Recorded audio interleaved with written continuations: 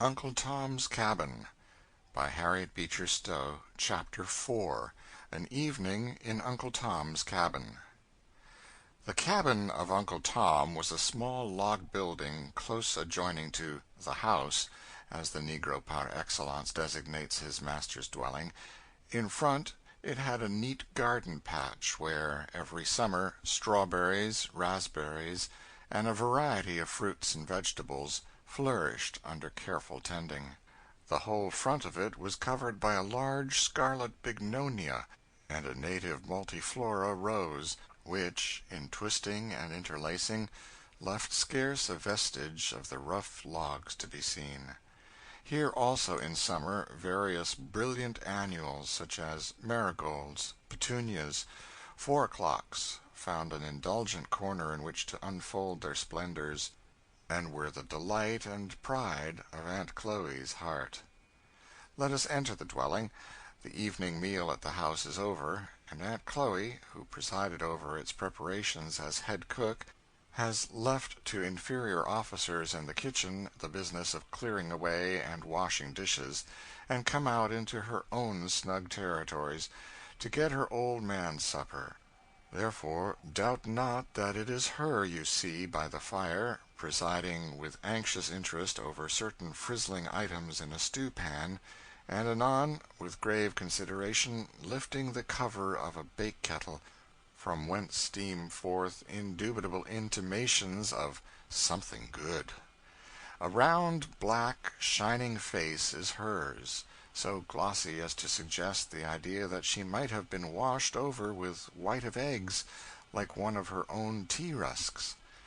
Her whole plump countenance beams with satisfaction and contentment from under her well-starched checked turban, bearing on it, however, if we must confess it, a little of that tinge of self-consciousness which becomes the first cook of the neighborhood, as Aunt Chloe was universally held and acknowledged to be. A cook she certainly was, in the very bone and center of her soul. Not a chicken or turkey or duck in the barnyard but looked grave when they saw her approaching, and seemed evidently to be reflecting on their latter end, and certain it was that she was always meditating on trussing, stuffing, and roasting to a degree that was calculated to inspire terror in any reflecting fowl living. Her corn cake, in all its varieties of hoe cake, dodgers, muffins, and other species too numerous to mention, was a sublime mystery to all less practised compounders, and she would shake her fat sides with honest pride and merriment as she would narrate the fruitless efforts that one and another of her compeers had made to attain to her elevation. The arrival of company at the house, the arranging of dinners and suppers in style, awoke all the energies of her soul, and no sight was more welcome to her than a pile of traveling trunks launched on the veranda, for then she foresaw fresh efforts and fresh triumphs. Just at present, however, Aunt Chloe is looking into the bake-pan, in which congenial operation we shall leave her till we finish our picture of the cottage. In one corner of it stood a bed, covered neatly with a snowy spread, and by the side of it was a piece of carpeting of some considerable size. On this piece of carpeting Aunt Chloe took her stand, as being decidedly in the upper walks of life, and it and the bed by which it lay, and the whole corner, in fact, were treated with distinguished consideration, and made, so far as possible, sacred from the marauding inroads and desecrations of little folks. In fact, that corner was the drawing-room of the establishment. In the other corner was a bed of much humbler pretensions, and evidently designed for use. The wall over the fireplace was adorned with some very brilliant scriptural prints, and a portrait of General Washington, drawn and colored in a manner which would certainly have astonished that hero, if ever he happened to meet with its like. On a rough bench in the corner a couple of woolly-headed boys, with glistening black eyes and fat shining cheeks, were busy in superintending the first walking operations of the baby, which, as is usually the case, consisted in getting up on its feet, balancing a moment, and then tumbling down. each successive failure being violently cheered as something decidedly clever. A table, somewhat rheumatic in its limbs, was drawn out in front of the fire, and covered with a cloth, displaying cups and saucers of a decidedly brilliant pattern, with other symptoms of an approaching meal. At this table was seated Uncle Tom, Mr. Shelby's best hand, who, as he is to be the hero of our story, we must daguerreotype for our readers. He was a large, broad-chested, powerfully made man, of a full glossy black, and a face whose truly African features were characterized by an expression of grave and steady good sense, united with much kindliness and benevolence. There was something about his whole air self-respecting and dignified, yet united with a confiding and humble simplicity. He was very busy, at this moment, on a slate lying before him, on which he was carefully and slowly endeavoring to accomplish a copy of some letters, in which operation he was overlooked by young Massa George, a smart, bright boy of 13, who appeared fully to realize the dignity of his position as instructor. "Not that way, Uncle Tom, not that way," said he, briskly, as Uncle Tom laboriously brought up the tail of his G the wrong side out. "That makes a Q, you see." "La sakes, now, does it?" said Uncle Tom, looking with a respectful, admiring air as his young teacher flourishingly scrawled Q's and G's innumerable for his edification; and then, taking the pencil in his big, heavy fingers, he patiently recommenced. "How easy white folks allus does things," said Aunt Chloe, pausing while she was greasing a griddle with a scrap of bacon on her fork, and regarding young Master George with pride. "The way he can write, now, and read, too, and then to come out here evenings and read his lessons to us. It's mighty interesting." "But, Aunt Chloe, I'm getting mighty hungry," said George. "Isn't that cake in the skillet almost done?" "Most done, Massa George," said Aunt Chloe, lifting the lid and peeping in. "Browning beautiful, a real lovely brown. Lemme alone for that. Missus let Sally try to make some cake t'other day, just to larn her. She said, 'Oh, go 'way, missus,' said I. 'It really hurts my feelings, now, to see good vittles spout that ar way. Cake rise all to one side, no shape at all, no more than my shoe, go 'way.'" And with this final expression of contempt for Sally's greenness, Aunt Chloe whipped the cover off the bake kettle, and disclosed to view a neatly baked pound cake, of which no city confectioner need to have been ashamed. This being evidently the central point of the entertainment, Aunt Chloe began now to bustle about earnestly in the supper department. "Here, you Mose and Pete, get out the way, you niggers. Get away, Meriky, honey. Mammy'll give her baby some fin by and by. Now, Massa George, you just take off them books, and set down now with my old man, and I'll take up the sausages, and have the first griddle full of cakes on your plates in less than no time." "They wanted me to come to dinner in the house," said George, "but I knew what was what too well for that, Aunt Chloe." So you did, honey," said Aunt Chloe, heaping the smoking batter cakes on his plate. "You knowed your old auntie'd keep the best for you. Oh, let you alone for that, go 'way." And with that, Auntie gave George a nudge with her finger, designed to be immensely facetious, and turned again to her griddle with great briskness. "Now for the cake," said Massa George, when the activity of the griddle department had somewhat subsided, and with that the youngster flourished a large knife over the article in question. "La bless you, Mass George," said Aunt Chloe with earnestness, catching his arm. "You wouldn't be for cutting it with that ar great heavy knife. Smash all down, spile all the pretty rise of it. Here, I've got a thin old knife I keeps sharp a purpose. Dar now, see? Comes apart light as a feather. Now, eat away. You won't get anything to beat that ar." "Tom Lincoln says," said George, speaking with his mouth full, "that there Jinny is a better cook than you." "Dem Lincolns ain't much count, no way," said Aunt Chloe, contemptuously. "I mean, set alongside our folks. They 'spectable folks enough in a kinder plain way, but as to getting up anything in style, they don't begin to have a notion on't. Set Master Lincoln, now, alongside Master Shelby. Good Lord! And Mrs. Lincoln, can she kinder sweep it into a room like my missus, so kinder splendid, you know. Oh, go away. Don't tell me nothing of them Lincolns." And Aunt Chloe tossed her head as one who hoped she did know something of the world. "Well, though, I've heard you say," said George, "that Jinny was a pretty fair cook." "So I did," said Aunt Chloe. "I may say that. Good, plain, common cooking. Jinny'll do. Make a good pone of bread. Bile her taters far.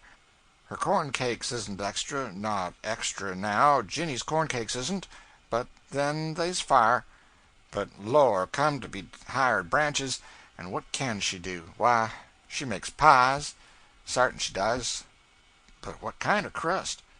Can she make your real flecky paste, as melts in your mouth and lies all up like a puff? Now, I went over thar when Miss Mary was gwine to be married, and Jinny she just showed me the wedding pies.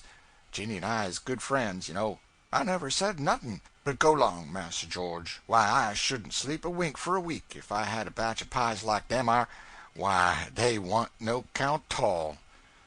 "I suppose Jinny thought they were ever so nice," said George. "Thought so, didn't she? Thar she was, showing 'em as innocent. You see, it's just here Jinny don't know. Lor, the family ain't nothing. She can't be 'spected to know. 'Tain't no fault of 'em. Oh, Master George, you doesn't know half your privileges in your family in bringing up—" Here Aunt Chloe sighed and rolled up her eyes with emotion. "I'm sure, Aunt Chloe, I understand. My pie and pudding privileges," said George. "Ask Tom Lincoln if I don't crow over him every time I meet him."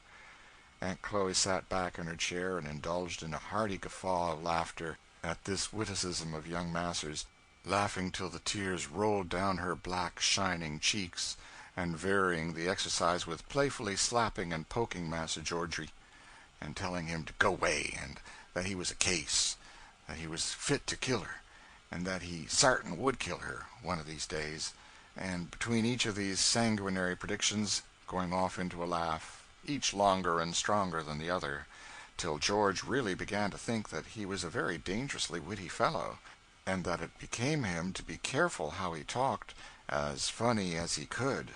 "And so you yelled, Tom, did you? Oh, Lord, what young'uns will be up ter! You crowed over Tom? Oh, Lord! Master George, if you wouldn't make a horned bug laugh!" "Yes," said George, "I says to him, 'Tom, you ought to see some of Aunt Chloe's pies. They're the right sort,' says I."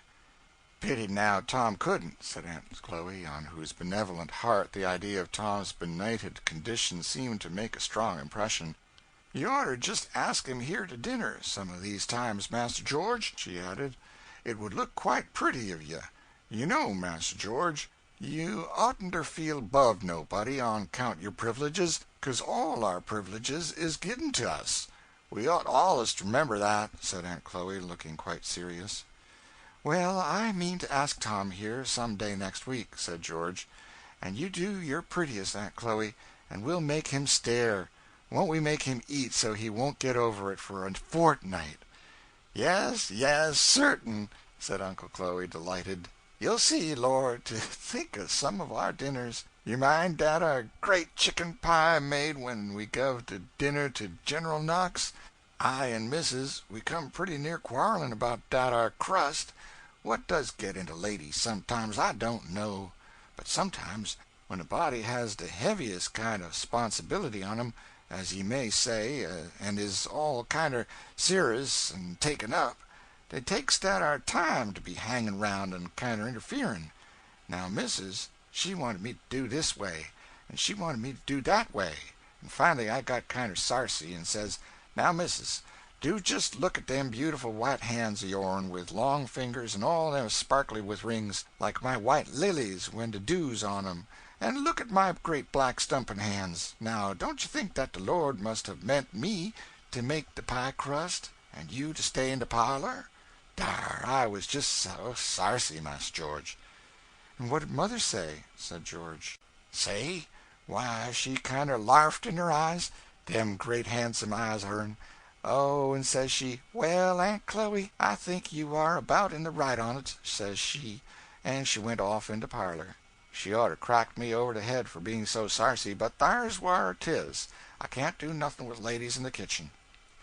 "Well, you made out well with that dinner. I remember everybody said so," said George. "Didn't I? And wa'n't I behind the dining room door dat berry day? And didn't I see the General pass his plate 3 times for some more dat berry pie? And says he, 'You must have an uncommon cook, Mrs. Shelby. Lord, I was fit to split myself.' And the General, he knows what cooking is," said Aunt Chloe, drawing herself up with an air. "Berry nice man, the General. He comes of one of the berry fustest families in old Virginny. He knows what's what, now, as well as I do, the General. You see, there's p'ints in all pies, Master George, but 'tain't everybody knows what they is, or as orter be. But the General, he knows. I knew by his marks he made. Yes, he knows what the p'ints is." By this time Master George had arrived at that pass to which even a boy can come, under uncommon circumstances, when he really could not eat another morsel; and, therefore, he was at leisure to notice the pile of woolly heads and glistening eyes which were regarding their operations hungrily from the opposite corner. "Here, you, Mose, Pete," he said, breaking off liberal bits and throwing it at them. "You want some, don't you? Come, Aunt Chloe, bake them some cakes." And George and Tom moved to a comfortable seat in the chimney corner, while Aunt Chloe, after baking a goodly pile of cakes, took her baby on her lap, and began alternately filling its mouth and her own, and distributing to Mose and Pete, who seemed rather to prefer eating theirs as they rolled about on the floor under the table, tickling each other, and occasionally pulling the baby's toes. "Oh, go 'long, will you?" said the mother, giving now and then a kick in a kind of a general way under the table when the movement became too obstreperous. "Can't you be decent when white folks comes to see you? Stop dat ar, now, will you? Better mind yourselves, or I'll take you down a buttonhole lower when Massa George is gone." What meaning was couched under this terrible threat, it is difficult to say, but certain it is that its awful indistinctness seemed to produce very little impression on the young sinners addressed. "Law, now," said Uncle Tom, "dey are so full of tickle all the while, they can't behave theirselves." Here the boys emerged from under the table, and, with hands and faces well plastered with molasses, began a vigorous kissing of the baby. "Get along with you," said the mother, pushing away their woolly heads. "You'll all stick together and never get clar if you do dat fashion. Go along to spring and wash yourselves," she said, seconding her exhortations with a slap which resounded very formidably, but which seemed only to knock out so much more laugh from the young ones as they tumbled precipitately over each other out the doors, where they fairly screamed with merriment. "Did you ever see such aggravating young uns?" said Aunt Chloe, rather complacently, as, producing an old towel kept for such emergencies, she poured a little water out of the cracked teapot on it and began rubbing off the molasses from the baby's face and hands. And, having polished her till she shone, she set her down in Tom's lap, while she busied herself in clearing away supper. The baby employed the intervals in pulling Tom's nose, scratching his face, and burying her fat hands in his woolly hair, which last operation seemed to afford her special content. "Ain't she a pert young un?" said Tom, holding her from him to take a full-length view. Then, getting up, he set her on his broad shoulder, and began capering and dancing with her, while Massa George snapped at her with his pocket-handkerchief, and Mose and Pete, now returned again, roared after her like bears, till Aunt Chloe declared that they fairly took her head off with their noise. As, according to her own statement, this surgical operation was a matter of daily occurrence in the cabin, the declaration no whit abated the merriment, till every one had roared and tumbled and danced themselves down to a state of composure. "Well, now, I hopes you're done," said Aunt Chloe, who had been busy in pulling out a rude box of a trundle bed, "and now you and Mose and Pete get into thar, for we's going to have the meetin'." "Oh, mother, we don't want her. We wants to sit up to meetin'. Meetin' is so cur'us. We likes 'em." "La, Aunt Chloe, shove it under and let him sit up," said Massa George decisively, giving a push to the rude machine. Aunt Chloe, having thus saved appearances, seemed highly delighted to push the thing under, saying as she did so, "Well, maybe 'twill do 'em some good." The House now resolved itself into a committee of the whole to consider the accommodations and arrangements for the meeting. "What we's to do for cheers, now, I declare I don't know," said Aunt Chloe. As the meeting had been held at Uncle Tom's Weekly for an indefinite length of time, without any more cheers, there seemed some encouragement to hope that a way would be discovered at present. "Old Uncle Peter sung both de legs out of dat oldest cheer last week," suggested Mose. "You go 'long. I'll bound you pulled 'em out, some of your shines," said Aunt Chloe. "Well, it'll stand, if it only keeps Jim up agin the wall," said Mose. "Den Uncle Peter mustn't sit in it, 'cause he allus hitches when he gets a singin'. He hitched pretty nigh across the room, t'other night," said Pete. "Good Lord, get him in it, then," said Mose. "And den he'd begin, 'Come, saints and sinners, hear me tell,' and den down he'd go." And Mose imitated precisely the nasal tones of the old man tumbling on the floor to illustrate the supposed catastrophe. "Come now, be decent, can't you?" said Aunt Chloe. "Ain't you ashamed?" Master George, however, joined the offender in the laugh, and declared decidedly that Mose was a buster, so the maternal admonition seemed rather to fail of effect. "Well, old man," said Aunt Chloe, "you'll have to tote in them our bar'ls." "Mother's bar'ls is like dat ar widder's Master George was readin' 'bout in de good book. Dey never fails," said Mose, aside to Peter. "I'm sure one of 'em caved in last week," said Pete, "and let 'em all down in the middle o' dat singin'. Dat ar was failin', warn't it?" During this aside between Mose and Pete, 2 empty casks had been rolled into the cabin, and being secured from rolling by stones on each side, boards were laid across them, which arrangement, together with the turning down of certain tubs and pails and the disposing of the rickety chairs, at last completed the preparation. "Massa George is such a beautiful reader now, I know he'll stay to read for us," said Aunt Chloe. "'Pears like 'twill be so much more interestin'." George very readily consented, for your boy is always ready for anything that makes him of importance. The room was soon filled with a motley assemblage, from the old gray-headed patriarch of 80 to the young girl and lad of 15.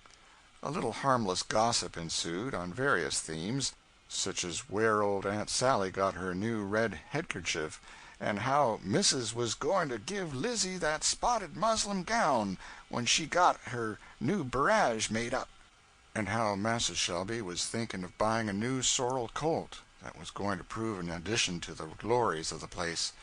A few of the worshippers belonged to families hard by, who had got permission to attend, and who brought in various choice scraps of information about the sayings and doings at the house and on the place, which circulated as freely as the same sort of small change does in higher circles.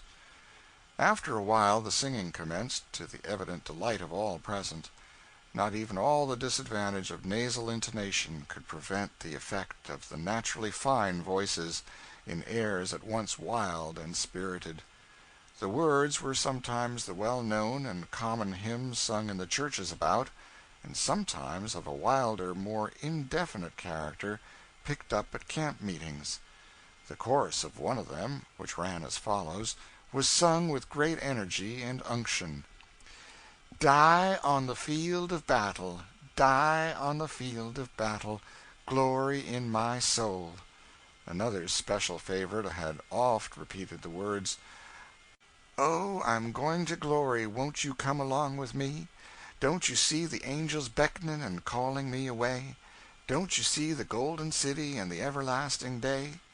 There were others which made incessant mention of Jordan's banks, and Canaan's fields, and the New Jerusalem, for the negro mind, impassioned and imaginative, always attaches itself to hymns and expressions of a vivid and pictorial nature; and as they sung, some laughed, and some cried, and some clapped hands or shook hands rejoicingly with each other, as if they had fairly gained the other side of the river.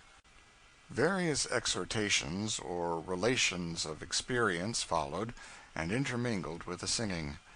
One old gray-headed woman, long past work, but much revered as a sort of chronicle of the past, rose, and leaning on her staff, said, "Well, chillen, well, I'm mighty glad to hear y'all and see y'all once more, 'cause I don't know when I'll be gone to glory.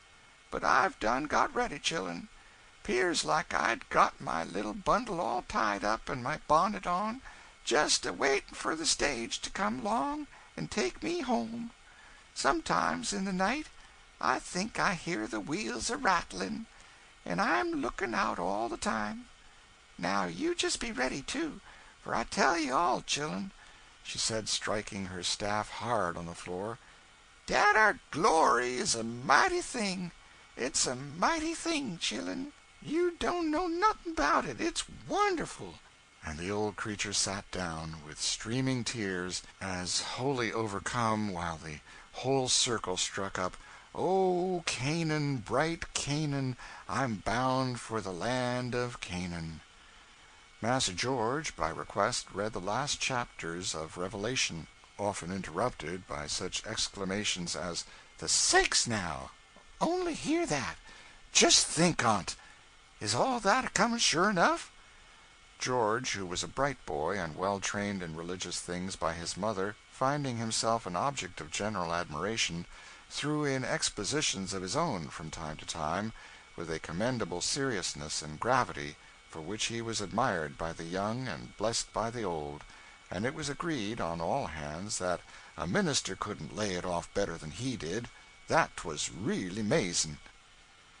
Uncle Tom was a sort of patriarch in religious matters in the neighborhood, having naturally an organization in which the morale was strongly predominant, together with a greater breadth and cultivation of mind than obtained among his companions. He was looked up to with great respect as a sort of minister among them, and the simple, hearty, sincere style of his exhortations might have edified even better educated persons. But it was in prayer that he especially excelled. Nothing could exceed the touching simplicity, the childlike earnestness of his prayer, enriched with the language of Scripture, which seemed so entirely to have wrought itself into his being as to have become a part of himself, and to drop from his lips unconsciously. In the language of a pious old negro, he "prayed right up." And so much did his prayer always work on the devotional feelings of his audiences, that there seemed often a danger that it would be lost altogether in the abundance of the responses which broke out everywhere around him. While this scene was passing in the cabin of the man, one quite otherwise passed in the halls of the master. The trader and Mr. Shelby were seated together in the dining room aforenamed, at a table covered with papers and writing utensils. Mr. Shelby was busy in counting some bundles of bills, which, as they were counted, he pushed over to the trader, who counted them likewise. "All fair," said the trader. "And now for signing these er." Mr. Shelby hastily drew the bills of sale toward him, and signed them, like a man that hurries over some disagreeable business, and then pushed them over with the money. Haley produced from a well-worn valise a parchment, which, after looking over it a moment, he handed to Mr. Shelby, who took it with a gesture of suppressed eagerness. "Well, now the thing's done," said the trader, getting up. "It's done," said Mr. Shelby, in a musing tone, and fetching a long breath, repeated, "It's done." "Yer don't seem to feel much pleased with it, 'pears to me," said the trader. "Haley," said Mr. Shelby, "I hope you'll remember that you promised on your honor you wouldn't sell Tom without knowing what sort of hands he's going into." "Why, you's just done it, sir," said the trader. "Circumstances, you well know, obliged me," said Shelby, haughtily. "Wal, you know, they may 'blige me, too," said the trader. "Howsomever, I'll do the very best I can in getting Tom a good berth. As to my treating on him bad, you needn't be a grain feared. If there's anything that I thank the Lord for, it is that I'm never no ways cruel." After the expositions which the trader had previously given of his humane principles, Mr. Shelby did not feel particularly reassured by these declarations. But as they were the best comfort the case admitted of, he allowed the trader to depart in silence, and betook himself to a solitary cigar. Chapter 5